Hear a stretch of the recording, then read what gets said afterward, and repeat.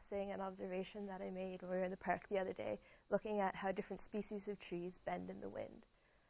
A brief outline before I begin. I'll start with the motivation for this project, which is mostly just observational, followed by a geometric interpretation, which you can use to analyze how trees bend in different wind speeds or wind forces.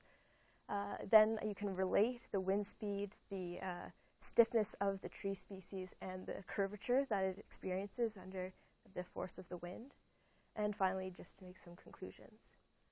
So to begin, the motivation for this project is, obviously we were out in the park the other day and we made some observations, and I noticed that different species of trees seem to bend different amounts, and wanted to know if the stiffness of the tree is related to this, and if you actually observe that a stiffer tree bends more or less given the wind.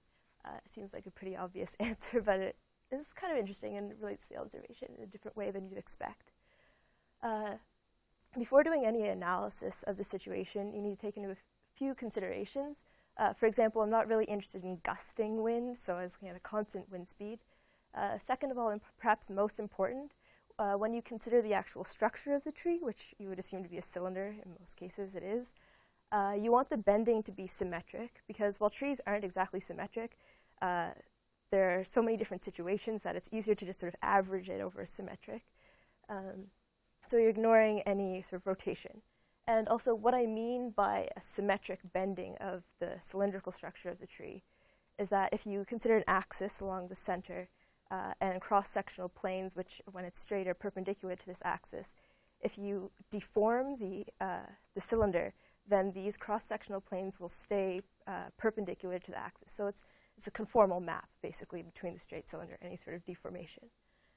And finally, when you consider the actual fiber structure of the tree, you want to assume that it's a linear stretching or compression when it's bent, so Hooke's law holds. To sort of discuss how a tree or cylinder bends under an applied force, you can use a geometric argument. And when you have an applied bending moment called m on the cylinder, you have what is called a neutral plane. So this is a plane along the axis of the cylinder, which doesn't undergo any stretching or compression. So there's no stress or strain on this plane. And you make any sort of analysis with relation to this plane. So if we take a fiber segment, say ST, some distance y from this plane, you can analyze how this fiber is stretched when there's an applied force. So the first step with what you want to do is look at the strain experienced by this fiber, so how much it's stretched over its original length. And this is done by accounting for the curvature. So if you look at the two cross-sectional planes, which are parallel when the tree or cylinder is unbent, which these planes would be MN and PQ, once there's any bending, they actually meet at an angle given by delta theta, and the distance from the central point and the neutral plane is given by a curvature, or radius of curvature r, also curvature which I'll call kappa later. And then we have a distance from the fiber position y to the central point being just r plus y. And you can then get this ratio of the change in length of the fiber to its original length just based on arc length. So its stretched length will be r plus y times delta theta, and its original length, which again would be equivalent to the length IG, since that length doesn't change, is just given by r delta theta. So we can use these two relationships to find the strain on the fiber, which is just given here. And you can express the strain by the distance y of the fiber to the neutral plane times its curvature, or divided by the radius of curvature.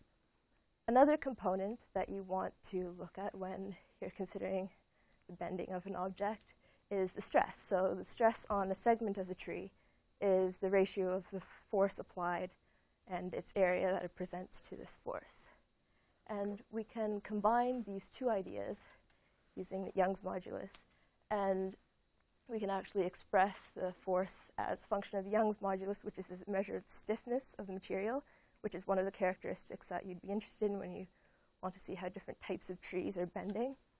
And also measurement or the area that the tree presents to the wind front and its strain. So yeah, you can find this relationship is related to the curvature as well. But an interesting point here is when we think of wind, we don't usually think of the force applied by the wind. You actually think of the wind speed. So you want to take it a step further. And just using fluid dynamics again, like in the previous presentation, you are looking at the drag force that's exerted on the tree by the wind. And you do this, it's the pressure times the area presented to the wind, times the drag coefficient, given by CD here.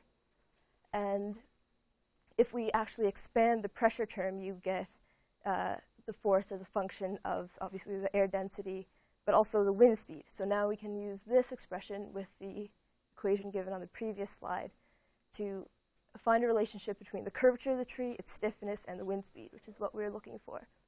And this is a really obvious result, I guess, if you think about it for 2 seconds in any way mathematically.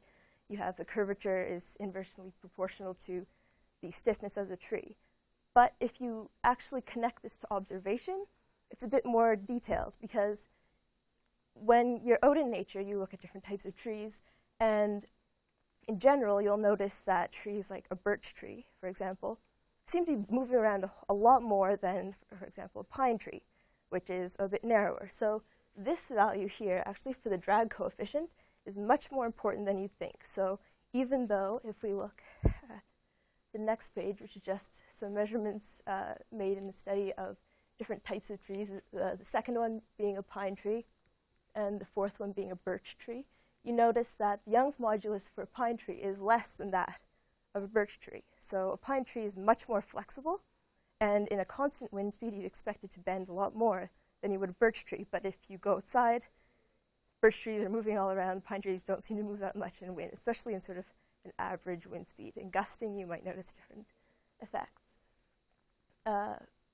And yeah, the relationship with this is the drag coefficient. Obviously, a pine tree presents a much smaller area to the wind front than a birch tree. And also, because they're pine needles, they don't have as much resistance to the wind as leaves on a birch tree. So while the actual structural result agrees on how you would think about it mathematically, or using the relationship with the curvature and the stiffness, what you observe is a bit different. So I thought that was rather interesting.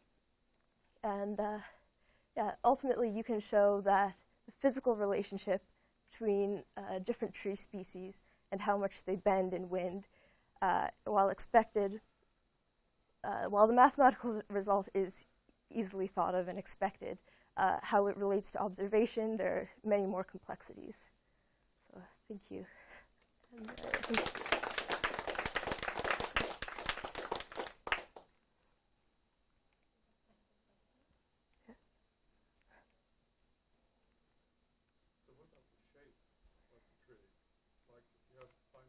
like Christmas trees, they're going to be affected differently from like the birch tree that might be pruned up and yeah, it's stuff on the top. So that's the difference, I guess. The drag coefficient for a birch tree is much higher. So while it's a stiffer tree, it'll actually, because it has a higher drag coefficient, it'll be moving around more, experience more curvature. But there must be also some distribution, how the drag is distributed across the height of the tree. See what I'm saying? Yes, I think so. The drag coefficient is just one number. Yeah, you have to consider based on sort of a horizontal cut, I guess, through the tree. So you're looking at the width at that cut. And you can only consider with the bending, you have to consider in small segments anyway, because at different, because the y is based on a distance from the central axis, or the neutral plane of the cylinder. So if you have a narrower portion of the tree, you're going to have more bending anyway. If that answers your question, I'm not sure. Okay. Are there more questions? Yeah. Actually, I could point out what's also interesting about your comment, I think, with the drag coefficient. When you have when the tree is actually bending, it changes the drag coefficient as well. Because, and in that case, a tree like a birch tree is more streamlined if it's bent because the branches tend to grow upwards, whereas a pine tree, which has sort of horizontal branches, actually the drag coefficient will increase slightly as you present different, yeah. Further